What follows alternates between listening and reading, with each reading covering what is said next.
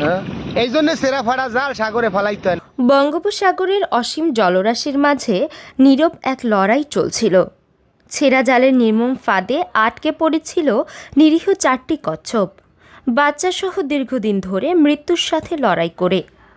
কতদিন তারা এমন অসহায় অবস্থায় ছিল তা কেউ জানে না। হয়তো তাদের নিঃশব্দ আর্তনাদ একসময় পৌঁছে গিয়েছিল মানবতার স্পর্শ পাওয়া কিছু মানুষের হৃদয়ে।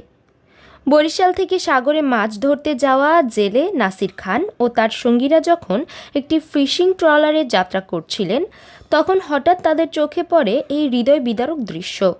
ছেঁড়া জালের ফাঁদে আটকে কচ্ছপগুলো ছটফট করছে, মুক্তির আকুতি জানাচ্ছে যেন। এক মুহূর্ত দেরি না করে তারা হাতে থাকা চাকু ও দা দিয়ে জাল কেটে একে একে মুক্ত করে দেন অসহায় প্রাণীগুলোকে।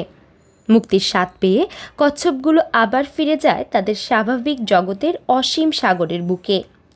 এই মানবিক কাজ নিঃসন্দেহে প্রশংসার দাবিদার। জেলেদের চোখে না পড়লে হয়তো ধীরে ধীরে নিভে যেত 4টি জীবনের আলো। তাদের এই উদ্যোগ শুধু প্রাণ বাঁচানোই নয়, বরং মানবতার এক উজ্জ্বল দৃষ্টান্ত হয়ে থাকবে। জেলেরা সকলের উদ্দেশ্যে বার্তা দিয়েছেন এভাবে ছেঁড়া জাল সাগরে ফেলে না দিতে, কারণ এসব জালে আটকে পড়ে অসংখ্য সামুদ্রিক প্রাণী প্রতিনিয়ত প্রাণ হারাচ্ছে। মানবতা এখনও বেঁচে আছে প্রমাণ করলেন সাগরের এই সাহসী জেলেরা। এম পলাশ শরীফের পাঠানো তথ্য ও ভিডিও চিত্রে সাইমা শুভ্র, আপডেট টিভি।